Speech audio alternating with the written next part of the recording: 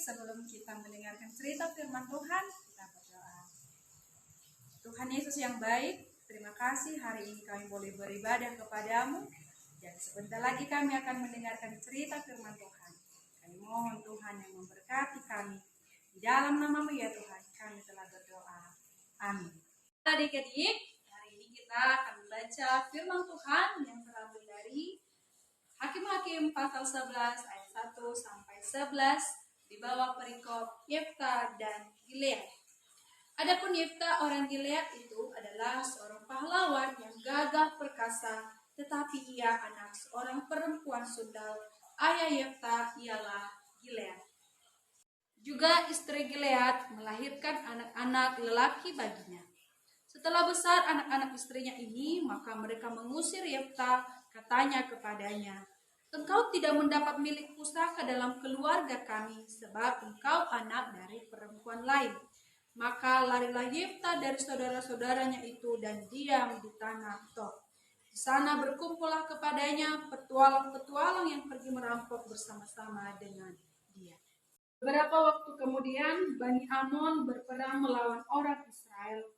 Dan ketika Bani Amon itu berperang melawan orang Israel, pergilah para tua-tua Gilead menjemput Yefta dari tanah Tob. Katanya mereka kepada Yefta, "Mari, jadilah panglima kami dan biarlah kita berperang melawan Bani Amon." Tetapi kata Yefta kepada para tua-tua Gilead itu, "Bukankah kamu sendiri membenci aku dan mengusir aku dari keluargaku? Mengapa kamu datang sekarang kepadaku pada waktu kamu terdesak?" Kemudian berkatalah para tua-tua Gilead kepada Yefta, "Memang kami datang kembali sekarang kepadamu. Ikutilah kami dan berperanglah melawan Bani Amon. Maka engkau akan menjadi kepala atas kami, atas seluruh penduduk Gilead." Kata Yefta kepada para tua-tua Gilead, "Jadi, jika kamu membawa aku kembali untuk berperang melawan Bani Amon, dan Tuhan menyerahkan mereka kepadaku, maka akulah yang akan menjadi kepala atas kamu." Lalu kata para tua-tua Gilead kepada Yefta, "Demi Tuhan yang mendengarkannya sebagai saksi antara kita, kami akan berbuat seperti katamu itu." Maka Yefta ikut dengan para tua-tua Gilead, lalu bangsa itu mengangkat dia menjadi kepala dan panglima mereka. Tetapi Yefta membawa seluruh perkaranya itu ke hadapan Tuhan di Mizpah. Shalom adik-adik, selamat hari Minggu. Semoga adik-adik yang mendengarkan ini dalam keadaan sehat dan pastinya tetap ceria. Adik-adik tahu tidak binatang kuda? Tahu kan? Nah, kalau di film-film adik-adik, kuda sering sekali dibawa kalau raja dan juga para prajurit pergi berperang melawan musuh.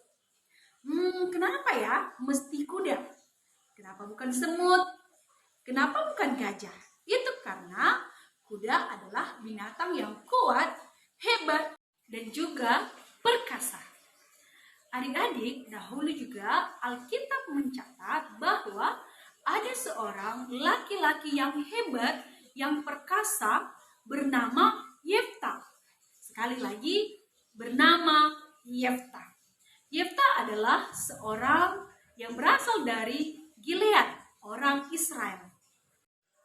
Yefta dilahirkan oleh seorang perempuan yang tidak baik. Kenapa tidak baik? Karena ibunya itu menikah dengan laki-laki yang sudah punya istri dan juga anak-anak.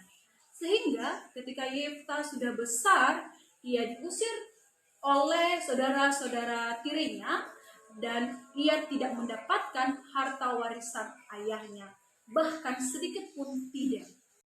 Adik-adik, kalau kita bayangkan, sedih ya jadi Yefta. Ketika ia diusir oleh saudara-saudaranya, ia tidak tahu mau kemana. Ia juga tidak tahu mau pergi kemana. Yefta pasti menangis waktu itu. Ia pasti sedih banget. Lalu Yefta berjalan dan berjalan terus.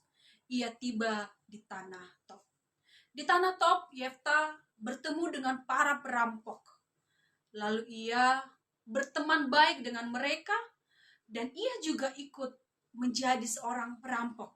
Yefta melakukan melakukan ini supaya ia bisa hidup, supaya ia bisa makan, supaya ia tidak lapar.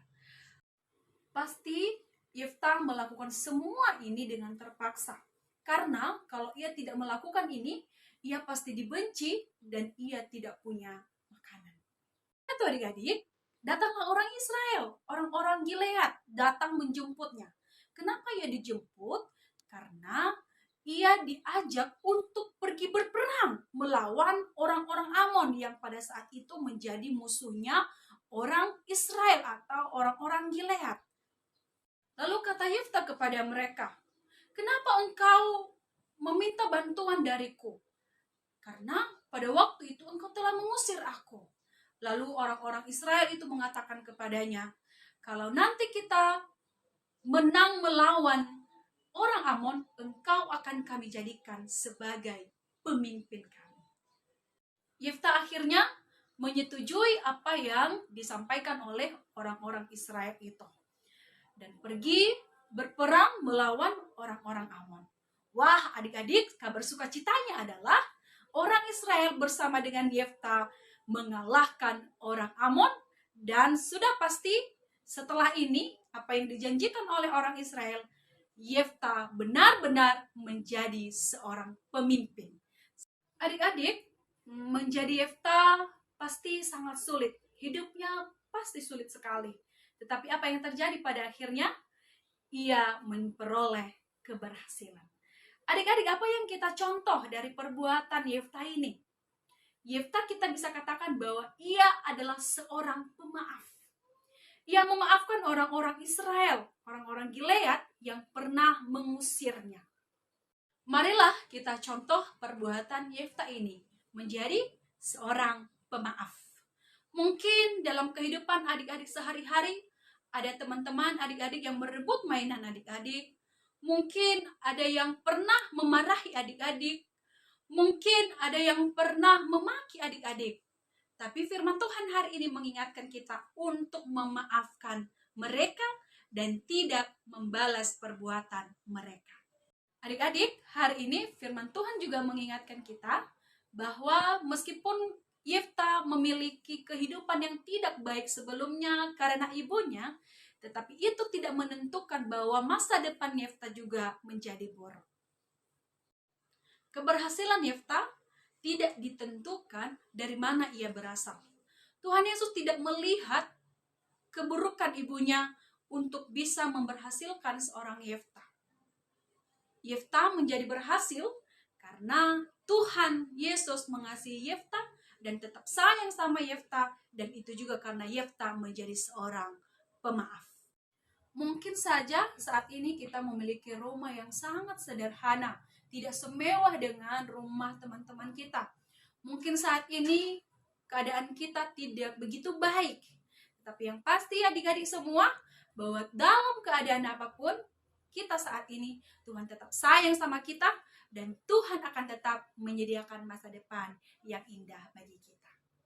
Tuhan Yesus menjadikan Yeftah menjadi seorang pemimpin yang hebat, pemimpin yang perkasa, dan pemimpin yang baik hati. Adik-adik, apapun juga keadaan kita sekarang ini, mungkin saat ini kita memiliki orang tua yang sangat sederhana dibandingkan dengan teman-teman kita.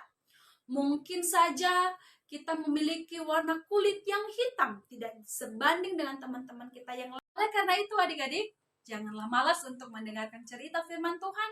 Jangan malas untuk melakukan kebaikan di dalam kehidupan kita sehari-hari. Demikian firman Tuhan hari ini, kita berdoa. Tuhan Yesus yang baik, terima kasih kami sudah mendengarkan dan kami sudah menyampaikan firman Tuhan.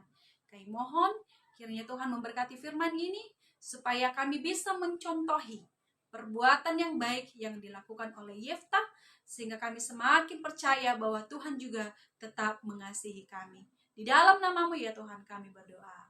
Amin.